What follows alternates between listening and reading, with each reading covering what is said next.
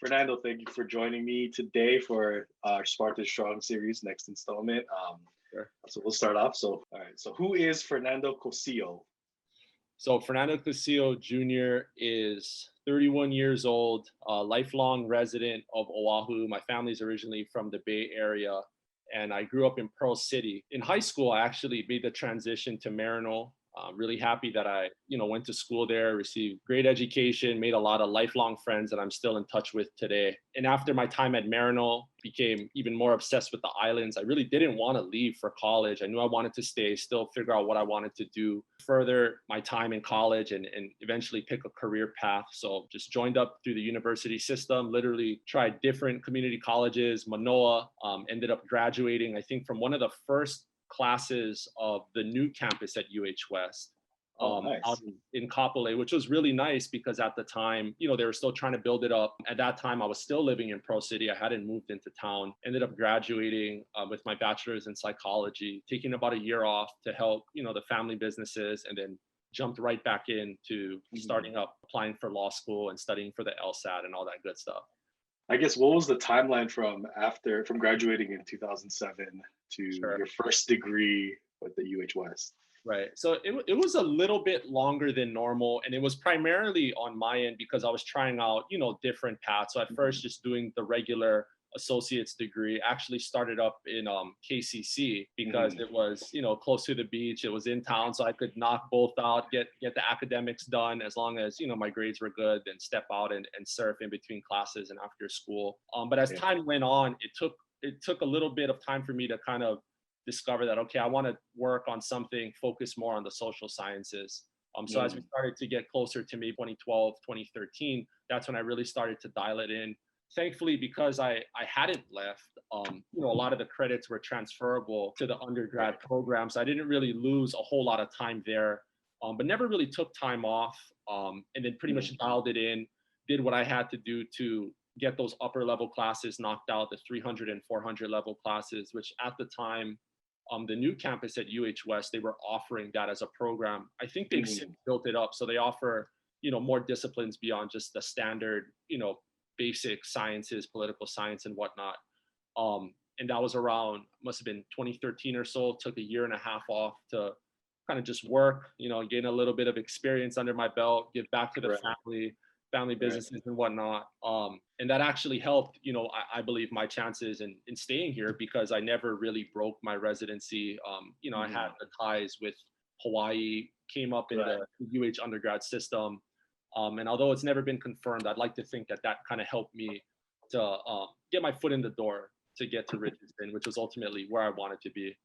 Why did you choose to get into law? So kind of taking it back a little bit. So as I mentioned, my family is originally from the Bay Area. And out of literally everyone in the family, we're the only ones who chose to move away. I think primarily due to the weather.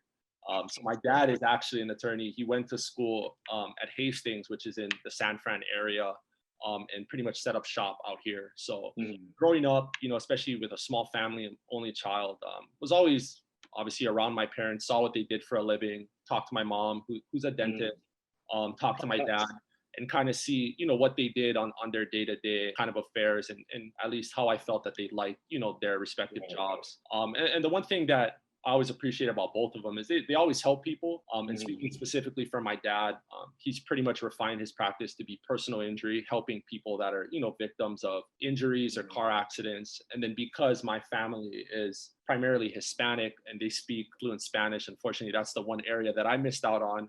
Growing up out here, but I was able to further my skills, of course, taking Spanish at Maryknoll and then at But as time went on, it became evident that I wanted to get into something where I could help people. Hence, I think why I took a particular interest into psychology, trying to understand people's issues, people's problems, hopefully provide a solution.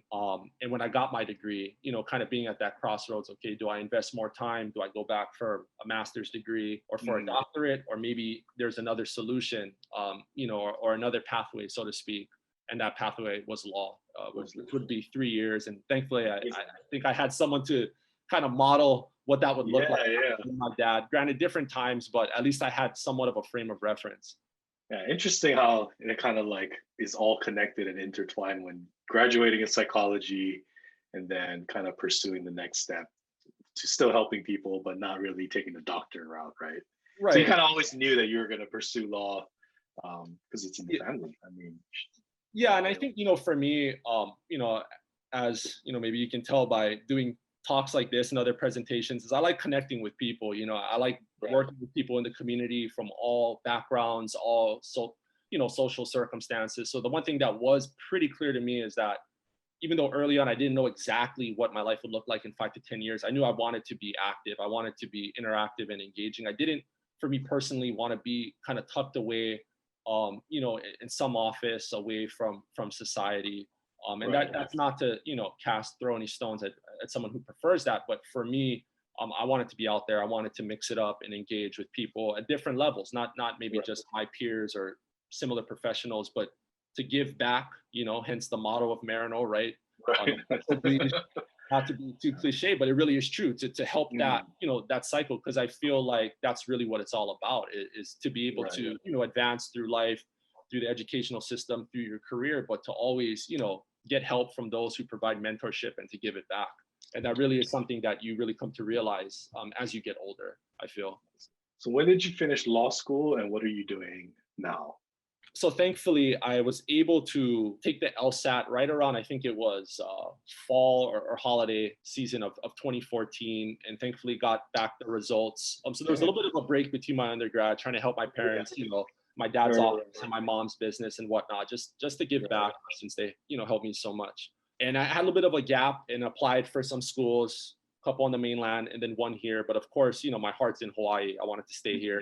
My roots are here. So when I applied to law school, thankfully I got in. I got in through one of their kind of like focused cohorts, which was the Lehua Scholars Program, which traditionally was primarily to give people from different, societal and demographic types of backgrounds an opportunity to kind of participate. But as time has developed, and I'm probably not doing it justice in terms of giving the full principles behind the program, but the emphasis really became social justice. So wanting to take part as a member of perhaps an underrepresented community here in the legal community here in Hawaii. So me being Hispanic, there really aren't too many to my knowledge, that practice locally, but then to devote, your time and your interest to social justice, related issues.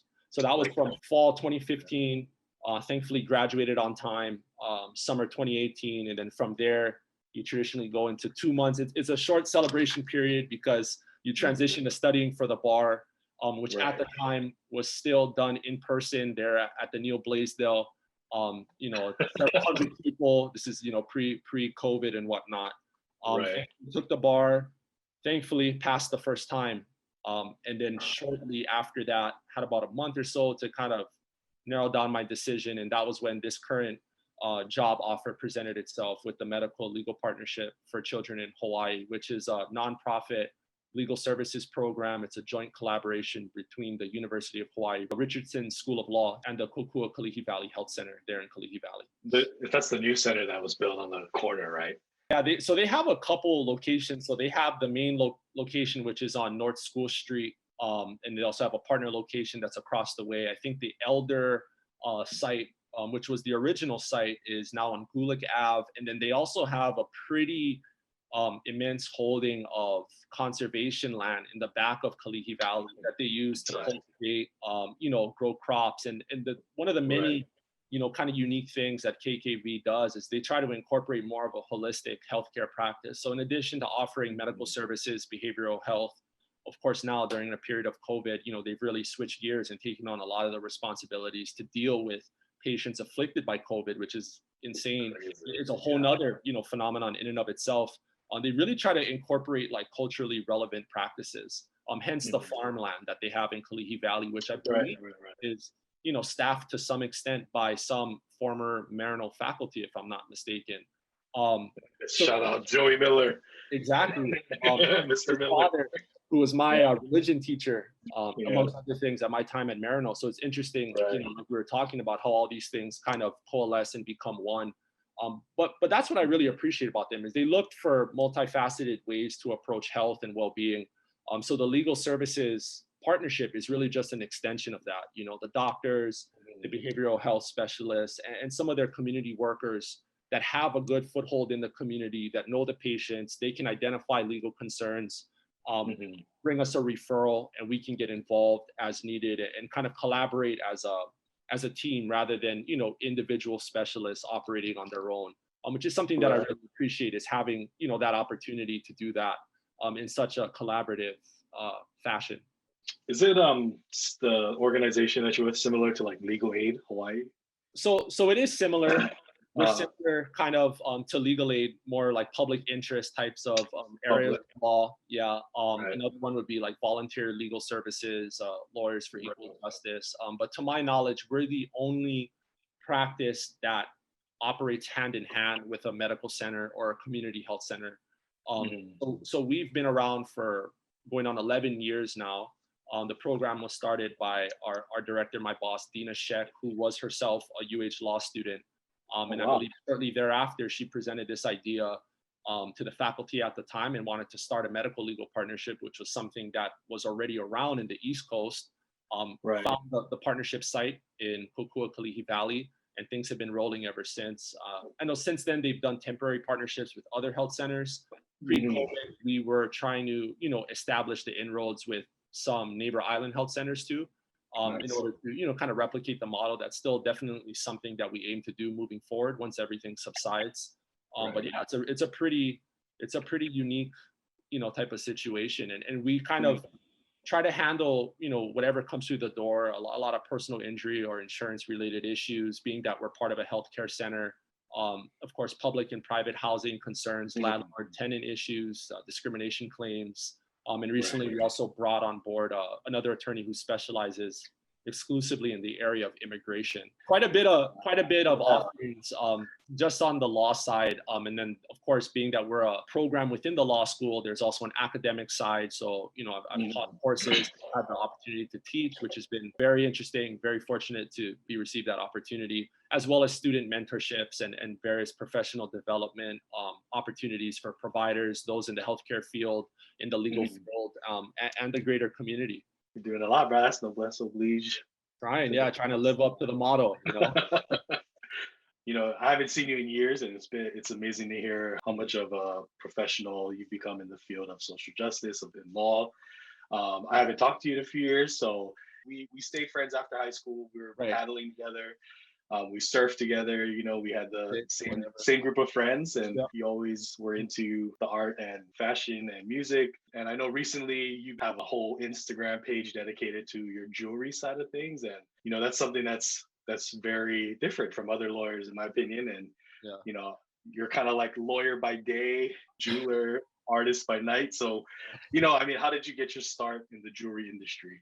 Sure. Yeah. So after, as I mentioned before, after graduating Maryknoll, going to college and whatnot, I was doing a lot of the same things that I was doing as a student in Maryknoll. So like surfing, paddling, skateboarding, those are all things that I've done, officially through Maryknoll. At the time, thankfully, we were relatively good at it. But for someone coming from Pearl City and not having much opportunity, to doing things like that, it became an everyday affair and something that I took with me. The natural extension of that, especially with things like, surf, skate culture, whatever, it naturally starts to deviate into fashion, as cliche as it sounds. I think Hawaii is super unique because we're a melting pot demographically. So there's all these different influences stylistically coming into the picture, but then also drawing on different, genres like such as music or surfing or skating, which in and of themselves have all of these, deep, cultural ties and development over the years. And the way that it kind of started to deviate and develop for me was looking into jewelry pieces. And I think the way that all of those dots kind of, connected, my grandfather, from Mexico and whatnot, that was like a big statement piece, a lot of these heirloom family jewelry pieces. So I remember going to visit him in the Bay Area once a year, and he would show me pieces. From a young age, took a liking to these different pieces. One of one, definitely appreciated the artistry, the meaning, the significance behind it. And he would give me with these pieces. So as time developed and I had the opportunity to kind of, build on that artistic kind of desire and enthusiasm, more or less, which was kind of a deviation from music and surfing and fashion. While you were still in school, enrolled. Exactly. It just kind of just developed and it never stopped. So when I would have this free time to kind of just take a break from school at the time, or especially in law Right. school, because it's 3 years of just, classes and studying. You want Right. something that's completely unrelated to kind of just take a break from. Right. And I found that kind of in jewelry and collecting Mhm. and curating these pieces, designing, and Mhm. more as just kind of a personal endeavor, just to Mhm. make it very individual, make sure every piece is, unique, especially here, at least from what I've seen, there aren't too many different varieties or options. So just to take Mhm. something and kind of put your own spin on it was Mhm. definitely something that I wanted to do, and something that I still continue to strive to do. That's interesting. So, I mean, I know you're obviously not doing all the jewelry stuff for yourself, and I'm sure your interest kind of showed off, and other people just started to come to you, and you kind of became a consultant and curator, like you were saying. Right. So, like, what types of clients do you have? Like, what's your clientele look like? Yeah, so a lot of it, the desire to get into it was just to, again, help people. Like going back to Hmm. the law thing, the purpose of Interesting. the career, it's like I never Yeah. really saw it as a business, because I Hmm. feel like at some point, inevitably in businesses, unless you really strike gold, no pun intended, it becomes work. And I never wanted it to be that, because I always saw Right. it primarily as a form of expression. If you look at pieces, and a lot of like jewelry pieces that are beyond just a material purchase, they Right. represent something significant. You know what I mean? A significant Hmm. point in time and an engagement, a significant life event, or some sort of exchange. I always wanted it to be that. But Hmm. my main purpose was primarily to help friends, because a lot of the friends that that I've made through Maryknoll, people Hmm. that I continue to be in touch with, such as yourself through the years. Anytime we reconnect, we don't ever miss a beat. And also Yeah. childhood friends, we all have these same interests, but we had no Hmm. place to seek out the product, or no way to Right. kind of funnel in our our purchases. So as time went on, Right. and hopefully people move up in careers, we still had kind of the desire to seek these things out, but really didn't have a channel or any way to execute Right. on it. So that was really the main motivation, Interesting. to kind of keep it open, keep it unique, and not be limited by like traditional restrictions in Hmm. business, keeping inventory, setting up a physical shop. I kind of prefer the Right. Right. aspect of it, and knowing people on a one-to-one basis, knowing them on a first name basis, and being able to have a legitimate connection behind just let me Mm. exchange money for a product and let's go our own ways. But Right. that's just philosophically kind of it's different. Nah, I like that form of expression. I mean, and it ties into the whole thing that stemmed your interest in jewelry with your grandpa and stuff, right? Where it's Right, family heirlooms, more than just a expensive product or something, right? It's a right, significance of that time, or right. also represents that. So that's an interesting perspective, man. I mean, Yeah.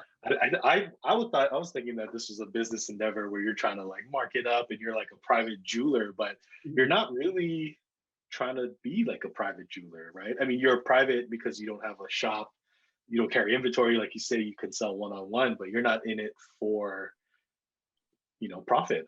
You know what I mean? That's Yeah. kind of interesting. Yeah, I mean, I'm sure a little bit helps, but you're not really like pursuing it as a career, like like a full Right. time thing.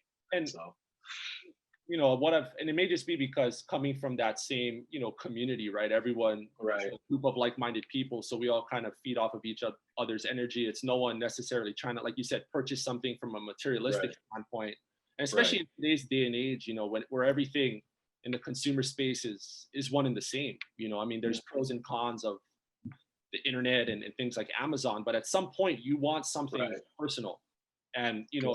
if you're the intermediary, or if you're involved in that process, for me, I kind of like having that narrative of knowing a bit Right. more than just as a transaction, and then not being pressured Mhm. by Right. traditional confines of business. And what Right. honestly, between me and you, the way that a lot of it was going down pre-COVID, like we'd go out, I'd wear a Yeah. few pieces, just Yeah. inventory, and like some of the boys be like, yo, let me get that, and then just boom. Yeah. For And sure. it just keeps building, and you just Right. replenish Right. it. Or one that was pretty significant was a friend of mine from law school wanted some help in designing a ring for his fiance. Really nice guy, Mhm. just really down to earth guy. Was in my same class, same cohort, and stuff like that. Mhm. To me is what I'm in it for. You know what I mean? To build something up that wasn't in existence before, put it all Mhm. together, and then help him, execute on an end product for probably one of the most significant events in his life. Right. What kind of jewelry pieces do you specialize in particular? Right. So I mean, initially it kind of what kind of piqued my interest were like natural gemstones and stuff like that, and other types of stones, so like the onyx pieces, the lapis pieces, and especially here in Hawaii, like the jade pieces. And I think that kind of speaks to like what kind of got me interested, which was seeing the designs from like my grandfather's era, and a lot of these things, I'm sure I'm probably not the only person to tell you this, like you look back and you have these family heirlooms and things that are inherited, and it's a different time. So now I'm trying to actually seek those pieces out, more of the estate pieces, the vintage pieces, again, curating it. But then there's always, what I tell people is like, there's always like, sky's the limit. I mean, you could literally create something from scratch. There's no dollar amount. Like the world of diamonds in and of itself is limitless. You know what I mean? It really, the only cap is your imagination and your budget.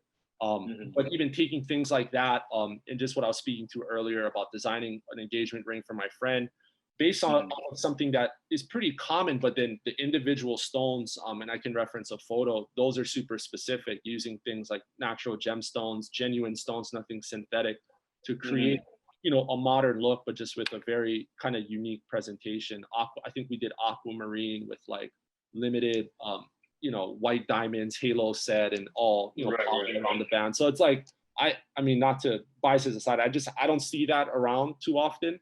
But those are the types of things that kind of get me, excited or interested, or the timeless pieces, anything with gold and diamonds. Right. Always is always a seller. All right, can we get you to do a class ring for the school or what? 2007 class ring. Yeah, I mean, that's it's super interesting, because I feel like now with all the technology and all the advancements, that's one area where I guess the industry is turning. Traditionally, what was done by hand and the wax carvings that you would need to create a mold is all going, digital and 3D. The only limit would be, the size, but from there, I mean, it's amazing what those machines can produce, and the amount of detail and just the clarity. There's no error, which, depending on the aesthetic of what you like, some people like that perfection, some people like the imperfection, and I think it's that to me is what's interesting, is like looking beyond just the material aspect of a diamond ring in the window, but looking at it from more a personalized standpoint. And and that's the beauty of it. There's something for everyone, whether it's gold or silver, an estate piece, or a new piece that's literally been created just for you. It really does get very personal. I gotta hit you up. I'm looking for some pieces for my daughter. We got some jade bracelets, but that's always some more personalized stuff. Yeah, man. Keep in touch. So we can, people want to reach out to you, they can reach out to you on Instagram, social media. Instagram, media. So I have an Instagram page there. Yeah. And then also, I mean, on the other lens, through the law thing, under normal circumstances, because we are a clinical program, we would normally have our office there at the law school, but due to the pandemic, we've since worked remotely. They've actually just opened the clinical building of the law school. So for those that are kind of familiar with the Stanford Seraph Center, if you go there for UH games, it's the building right to your left as you make that turn to go down into the parking lot. That's a building that's dedicated solely for all of the clinical programs. It's just unfortunate the timing, because of COVID. Yeah. Under normal circumstances, I'd be there. Of course, if anyone has any interest or questions about law school or just post high school life, I'm always willing to try to lend my hand wherever possible. Yeah, man, appreciate that. What are some projects that you're currently working on between law and jewelry or music and stuff? Yeah, so from the law standpoint, the pandemic has really been like life-changing, and as someone who's so new to the practice and to the professional space, you can really see that no one was ready for this, and especially here in Hawaii, and that's something that's been really unfortunate to see. Unfortunately, even with extended friends and family members, just the amount of unemployment and difficulties in work and all the problems it causes. So we've kind of pivoted to try to just help folks as much as possible, even more so than what we've been doing, putting out resources, doing professional development, presentations, community presentations, know your rights. And that's something that we're always, and that I'm always, dedicated on, in addition to trying to drive the individual cases, and also mentoring different student interns and volunteers through the law school, which is something that I'm very, fortunate to have the opportunity to give back, especially so soon after, graduating. I still oftentimes feel like I'm a student myself. So I think just to be able to kind of have that connection and that opportunity it's great for me from a professional development standpoint, and I think for the students to be able to kind of see what that next step would look like, maybe in a different space. Right. With regard to the jewelry, that's always an interesting one, because in addition to specific inquiries or designs that are going at any given moment, it's just building the personal collection. And I like to justify to myself that it's a good investment because It is gold. Yeah, you're right. The price of gold has gone up. You're But right. it's never ending. You know what I mean? There's always something that's different. And again, like getting into this space of like estate pieces or like vintage pieces, which are like, it's a whole nother world, because we're talking about designs that are no longer in existence, right? I mean, you can really go down a rabbit hole there. So, I mean, one of the main goals would be, aside from looking at whatever, new products are available, but really understanding like that space and the history behind those different pieces. And hopefully, again, post-pandemic, when there's an opportunity to go out and continue to build these, connections and relationships with people that have been in the field, just as in the law space, always trying to learn from the people that have come up before me, but in that other space, to learn the history, learn their trajectory, how they fit into the Hawaii, jewelry space, so to speak, and hopefully get more of those connections. Interesting. All right, Brad. Last question, and we're good. It's a little bit 2:30, almost 2:30. I know you got to bounce, so I'm gonna cut it. And last question. So, okay, so Fernando, can you share some professional advice with alumni who may be looking to get into, one of your industries that you're currently in? Yeah, sure. I mean, I think, in retrospect, and it's always 2020 in hindsight, but as I was going along, in my path as a student and just trying to climb the ranks, so to speak, I always would draw back to my time at Maryknoll. And I always, felt that it was a very crucial period, because at that time, not only were we able to get that real college prep kind of experience, which was very unique, and I think it still is. And I really do feel that it really helped me to kind of make that transition into college, and then what came after that, with law school. But a lot of the connections, a lot of people, you'll hear time and time and again, Hawaii is a place of connections.